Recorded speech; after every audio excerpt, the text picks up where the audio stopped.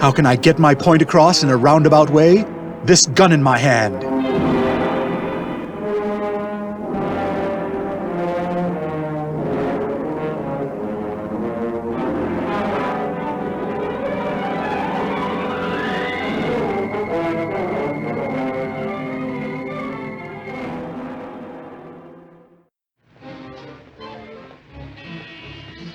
This Gun in My Hand is brought to you by GERD, the professional association that stands for Growing Innovation in Radio Drama.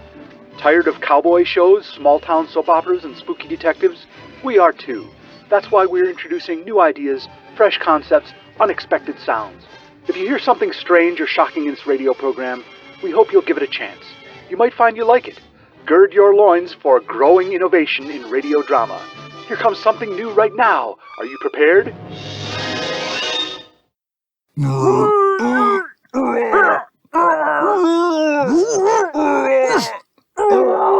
Falk Zildjian, inutterable hero by virtue of the fact that he carries a gun, has tracked a criminal to the west-southwest side. The evildoer sensed someone trailing him and got the drop on Zildjian. The two struggle in the middle of the street on the corner of Bartok and Robichaud, next to the laundromat, the one with the good machines that are always in working order. I think it's called Dulecki's Suds and Fluff. Anyway, they're wrestling. You're through in this town, Palooka!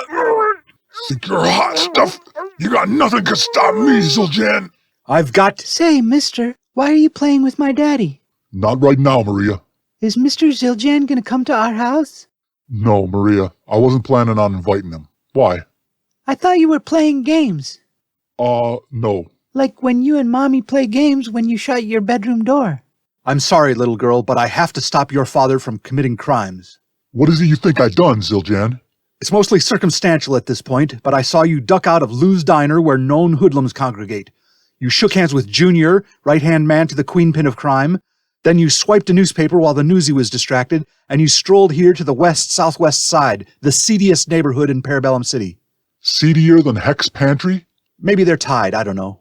I hear a lot of guilt by association and then a stolen newspaper. Except it's not stolen because I pay that kid 6 months in advance. It's called a subscription. You know they'll deliver it to your front door, right? I don't want people knowing where my front door is. Sure, because you have a secret identity, because you're a villain. Again with the accusations. What makes you think I'm a villain? Maybe I'm misinterpreting the black executioner's hood you're wearing with eye holes cut out of it. Plus whatever you call that green leather harness with the straps around your torso, barely covering anything, and your arms and legs totally bare. Are those underpants made of leather too? More of a swimsuit, but yeah. You got no appreciation for personal style. That's why I'm gonna murder you!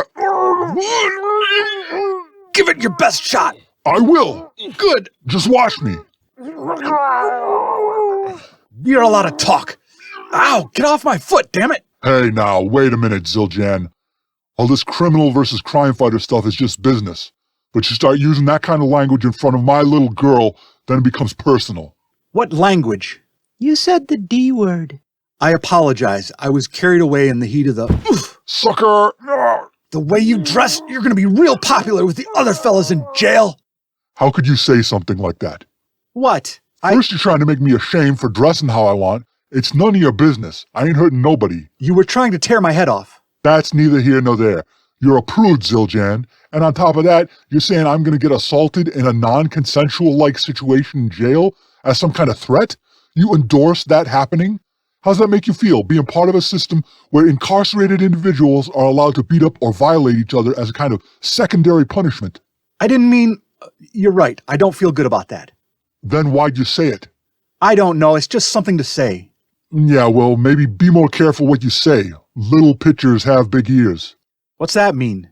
It means a lemonade pitcher looks like a head and the handle looks like a big ear. And the pitcher is a little kid like me, and he doesn't want kids' ears to hear what he's talking about. He got that expression from my mom. You don't want your daughter to know you're a criminal? That seems commendable, but trying to use her as a shield from the consequences of your dangerous lifestyle... What dangerous lifestyle? I'm not doing nothing. Then what's your name? I ain't gonna tell you my name. Even if you were a cop, I don't gotta tell you. You're nothing but a two-bit vigilante anyhow. You're the one who ought to be in jail. Innocent people don't worry about hiding their names. Hey, honey, I heard your daddy say your name is Maria. What's your last name? Maria Gallard. Don't you interrogate my daughter, you son of a... Daddy! Look what you almost made me do, Zildjian. Daddy, why don't you tell him your scary name? Now's not the time, honey. But we practiced. All right. My daddy's called the Dizzy Bowler. The disemboweler, honey. Pretty sick, huh? I almost settled on the defenestrator, but then I looked up what it means. So you're not a criminal, but you hang out where criminals do. You steal newspapers, you try to murder me, you call yourself the disemboweler, and you wear this fetish gear. Hey, ixnay on the edish fey in front of the idk. I don't speak pig Latin. You'll have to use innuendo or double entendre. This costume is supposed to strike fear in my enemies. Also, it's easy to clean off after I disembowel them. Daddy, what's disembowel? How do I explain this in terms you can understand? When a boy gets to a certain age, he starts recognizing his mortality. He hasn't accomplished all the things he wanted in life. So he sews or buys a costume and picks an intimidating name and fights crime. Or does crime. Disembowel means super midlife crisis? Who have you disemboweled? I haven't heard of any bodies found around Parabellum City missing their guts.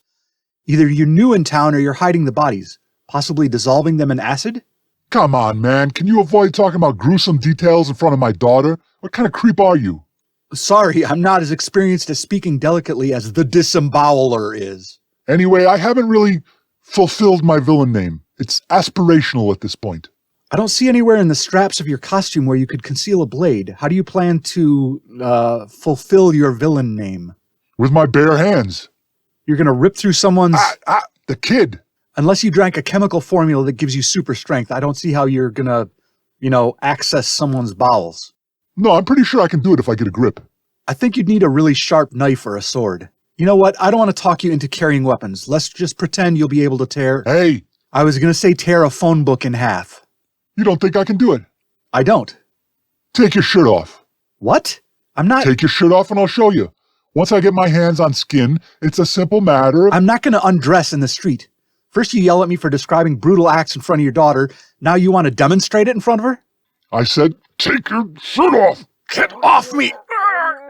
I'm not gonna play into your trap, Zildjian. You won't get me to say any questions you can answer with a quick draw. I don't need to. I've found your weakness. Hey, Maria, why don't you ask your pa where babies come from? No, you monster. Everybody knows that. When women reach puberty, they ovulate. Reproduction occurs when a man and woman who are married to each other insert... Maria, who told you about that?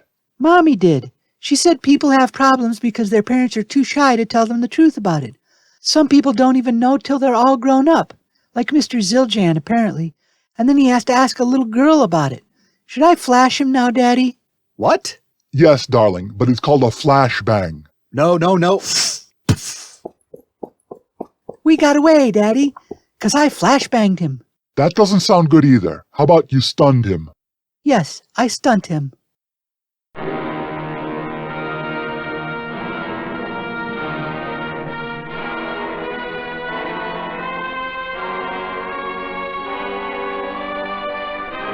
Dewdrop Innuendo, episode 58 of This Gun in My Hand, was implied by Rob Northrop.